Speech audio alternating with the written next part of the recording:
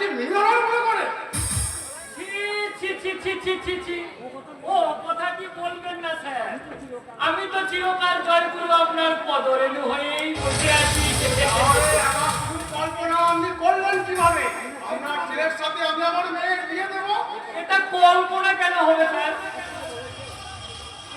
শাস্ত্রে বলেছে জন্ম, মৃত্যু, বিবাহ তিন বিধাতা নিয়ে। না, বিধাতার ভুলেও কোনোদিন এমন ইচ্ছা করবেন না। তাহলে স্যার আপনার মেয়ের সঙ্গে একটু কথা বলে। কোনো প্রয়োজন নেই। এই আধুনিক যুগকে মেনে নিয়েই আমি বলছি, আমার মেয়ে শিক্ষিতা বিদুষী, সে নিজের ইচ্ছা যাকে তার জীবন সঙ্গী বলে বেছে নেবে। তাহলে চীনের প্রাচীরের মতো আপনি কেন মাঝে আসছেন স্যার? তার ভবিষ্যৎ চিন্তাটা তাকে ভাবতে দিন না। নিশ্চয় নিশ্চয় দেব, আর সেই সঙ্গে খেয়াল রাখবো সে যেন ভুলবশত কোনো ঠকবাজ, জোর চোর বা শয়তানের ফাঁদে পা না হবেন। জয়গুরু, জয়গুরু, জয়গুরু। আমিও তো বলছি স্যার, ওরা সেদিনের ছেলে মেয়ে, ওদের বাস্তব জ্ঞান কতটুকু? তাও যদি মনে করেন তাহলে আপনার ছেলে। আপনি বিচার করে বলুন স্যার, আপনার মেয়ের থেকে আমার ছেলেটা কম দিছে। একজন সোনা আর একজন শিশে। Do you remember Mr. S.S. Roy? সোনাতেও খাদ থাকে কিন্তু শিশেতে নয়। তাই বুঝি শীষের বদলে সোনাকে বাজারে বিক্রি করার জন্য এই বাড়িটাকে বেছে নিয়েছে, তাই না? না না না না না না না না না না, কেন হবে? তুমি তো ভুল জায়গায় পা রেখেছেন। পাটা দয়া করে উঠে নিন। কিন্তু জয়গুরু, ভুল যে আমি করিনি মামুনি। আমার ছেলে কুলে শিশু মানে মর্যাদায় মহা প্রতিপদিত্বে যুগা একটা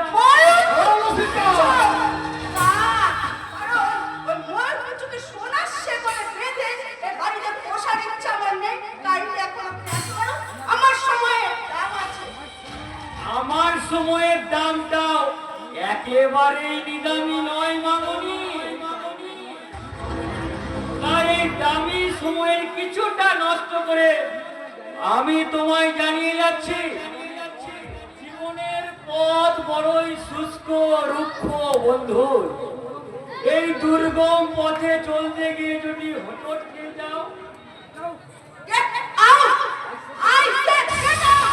নইলে আমি দারুণ ব্রেকের গোটা ধাক্কা দিয়ে বাড়ি থেকে বার করে দিতে বাধ্য হবো। না না না না না না, আমার মালক কি কষ্ট করে আমার দারোয়ান ডাকবে, এ হতে পারে না। জয়গুরু, আমি জয়গুরু ধর্ম চলে তবে আমি যাবার সময় বলে যাচ্ছি, আমার প্রতিজ্ঞা আমি মিথ্যা হতে দেব না, কিছুতেই না। ছি, ছি, ছি, ছি। ওটা মানুষ! মানুষই জানো! শুধু নয় রে মা, ও শুধু নয়, এমনি দুপে জানোর এই সমাজ সংসারে ছেড়ে গেছে। তাই তাই সাবধানে পা ফেলে না চলতে পারলে। পারবো, পারবো আমি পারবো। আমি যে তোমারই রক্তের সর্বাণী নয়। তাই তুমি এই বিশ্বাস রাখতে পারো বাপি। হাজারো প্রতিকূল অবস্থাতে এ বাড়ির মান সম্মান তোমার মর্যাদা আমি কোনোদিনও ক্ষুণ্ণ হতে দেবো না বাপি। পারবেন না ম্যাডাম, দিনের পর দিন এভাবে গোডাউন থেকে মাল চুরি হতে থাকলে। কি বলছেন আপনি? স্টোর কিপার সূর্যবাবু থাকতে গোডাউনে চুরি? মাঝে মাঝেই হচ্ছে ম্যাডাম, তবে পরিমাণে সামান্য।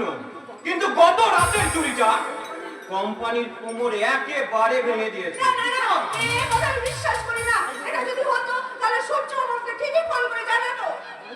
হয়তো লজ্জায় জানায় পড়েনি, কারণ স্টোর কিপার হিসাবে চুরির দায়টা তো ওই সূর্যবাবুরই। কেন জানাবো? এতে সূর্যবাবুর কোনো দোষ নেই ম্যাডাম, কারণ নাম গোত্রহীন একটা ছোট লোককে নৈবেদ্যে তুলসী পাতা করলে যা হওয়া উচিত আমাদেরও তাই হয়েছে। কিন্তু বিকাশ, তুমি প্রমাণ করতে পারবে এই চুরির জন্য প্রয়োজন আছে কাকা বাবু?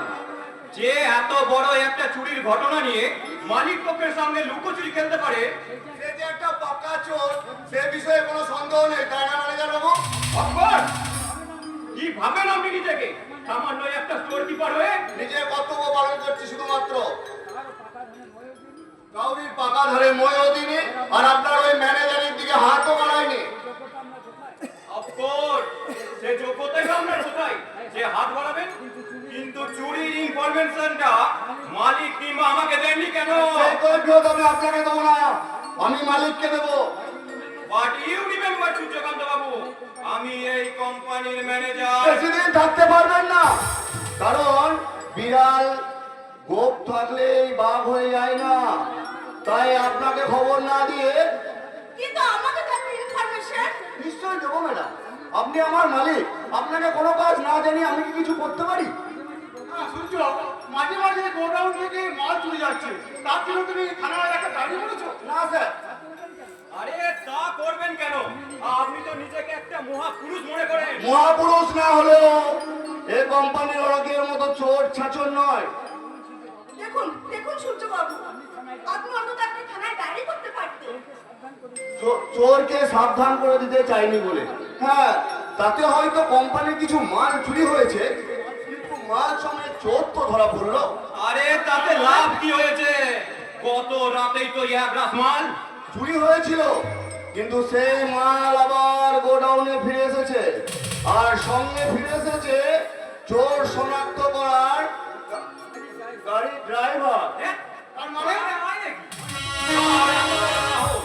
যে আমাদের গোডাউন থেকে মাল চুরি করে, সে যেই হোক না কেন, কারণ শান্তিটাকে পেতেই হবে। হ্যাঁ, শোনো মামুনি, এই চুরির বিরুদ্ধে প্রতিবেদন কর। নিশ্চয় নিশ্চয় তোমাকে নিশ্চয় করবো। একই ম্যানেজার বাবু, একভাবে আপনি অফিসে না থেকে এইভাবে আপনি বাড়িতে দাঁড়িয়ে রয়েছেন। হ্যাঁ নিশ্চয়ই যাবো সর্বাণী, কারণ এই অফিসের ম্যানেজার নয়, দুদিন পরেই হবো এ বাড়ির জামাই। তাই এই পাপ চক্রকে আমাকে ধ্বংস করতেই হবে। মা কালীর দিব্যি, ওদের আমি কাউকে ছাড়বো না। হ্যাঁ, কেসে বিশেষত যে আমার কোম্পানিকে লাভে তুলতে চান, সেটা আপনি নামটা নিজের মুখে গাড়ি ড্রাইভারের কাছেই শুনে নিন স্যার। তা তো শুনবোই, কিন্তু এইভাবে আপনি যে আমাদের ঋণের বোঝা আরো বাড়িয়ে দিলেন সূর্যবাবু, তা আমরা কি করে শোধ দেবো বলুন? বেশ, তাহলে আমার ভাই চন্দ্রকান্তের জন্য এই কোম্পানিতে একটা চাকরি। আরে না না ম্যাডাম, সে আমার মতো মূর্খ নয়, সে কিন্তু অনেক অনেক লেখাপড়া শিখেছে। বেশ তাই হবে, কিন্তু আপনার নিজের জন্য? আমার জন্য কিছু চাই না ম্যাডাম, শুধু কথা দিন, আপনি যেন আমার কথাতে চাকরি দিয়েছেন ওই কথাটা যেন জানতে না পারে। কারণ ওরা আজকালকার শিক্ষিত ছেলে, ওদের একথা শুনলে ওদের মান সম্মানে লাগতে পারে। হ্যাঁ মামুনি, তুমি সূর্যের ভাই চন্দ্রকান্তকে আমাদের কোম্পানি জেনারেল ম্যানেজার পদে নিয়োগ করো। হ্যাঁ, তাতে হয়তো ওই সূর্যের ঋণের বোঝাটা কিছুটা হলেও হালকা হবে। আমার মনের খবরটা আমি ভালোই জানি মামুনি, হয়তো হাতে খুব বজায় রাখছে এই পারমিশনটা আমি তোমার দিয়ে দিলাম। বাবি, ম্যাডাম, তাহলে আমার ভাই চন্দ্রকান্তের চাকরিটা পাকা তো? সে তো চাকরি তো পাবে, কারণ আপনার এরপরে কি হবে বলুন তো? তোমার এই চাকরি হয়তো আর বেশি দিন থাকবে না। আমি কি করবো ম্যাডাম? আমার নিশ্চয়ই নিশ্চয়ই করেছো, নিশ্চয়ই করেছো। তোমার সততা মহত্ব দিয়ে তুমি একটু করে তুমি আমার হৃদয়টাকে জয় করে নিয়েছো। হ্যাঁ, তোমার সততা মহত্ব দিয়ে আমাকে ভালোবাসায় বেঁধেছো। আপনি ভুল করছেন ম্যাডাম। হ্যাঁ, এতদিন আমি ভুল করেছিলাম, এবার আমি সেই ভুলে সংশোধন করবো। না না, আপনি চারশো টাকা নয়, বলো বলো শুধু তুমি। কিন্তু ম্যাডাম,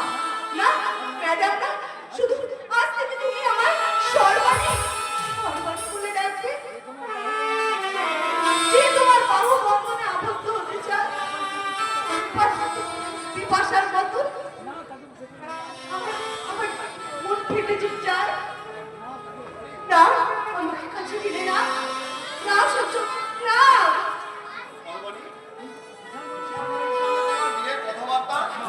একটা কথা বলবো সূর্য, ছোটবেলায় মাসিমা হয়তো তোমার জন্য একটা জামা বানিয়েছিল, আর বড় হয়ে সেই জামাটা তোমার গায়ে কিন্তু বর্তমানে সেই জামাটা তুমি পরতে পারছো না, তখন তুমি কি করবে?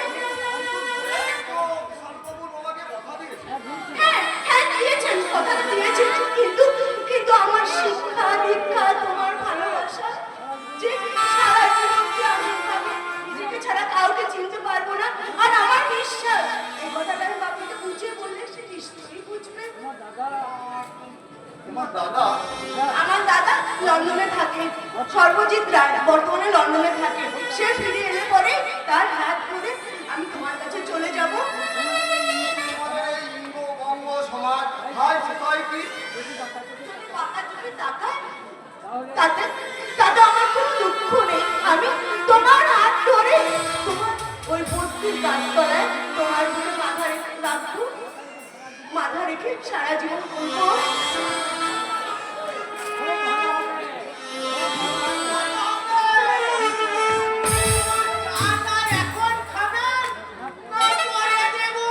কিন্তু জানো তুমি হঠাৎ এভাবে কথা বলতে পারো?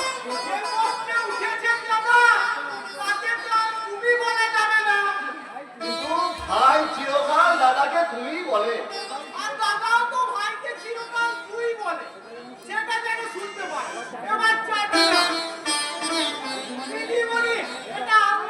তুই আমার জন্য চা এনেছিস।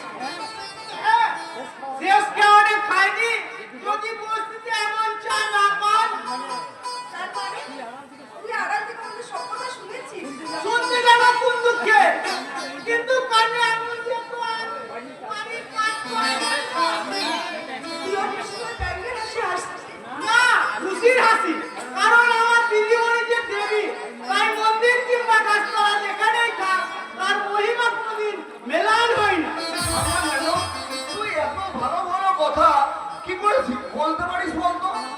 না দাদা, লেখাপড়া শেখার সৌভাগ্য আমার হয়নি, তবে আমার ইঞ্জিনিয়ারি কর, কিন্তু ঠিক সময়ে ঠিক কাজটা করতে পারি, তাই আমার নাম জানো তোর আসল নামটা কি ভাই? যেমন ভেজাল জিনিস খেয়ে খেয়ে আমরা আসল জিনিসের স্বাদটাই ভুলে যাই, তেমনি দুনিয়া জুড়ে নকলের ভিড়ে আমার আসল নামটাই মনে নেই। মাতা, মাতা, মাতা, আমাকে এত খবরদার শুনে বেশি মাজা কি মারলে তোর গলার নলিটা কেটে হলেও তোকে নিয়ে যাবো। আরে আমার সঙ্গে না, না, আমি কিছুতেই যাবো না, কিছুতেই যাবো না, আমি কিছুতেই যাবো না।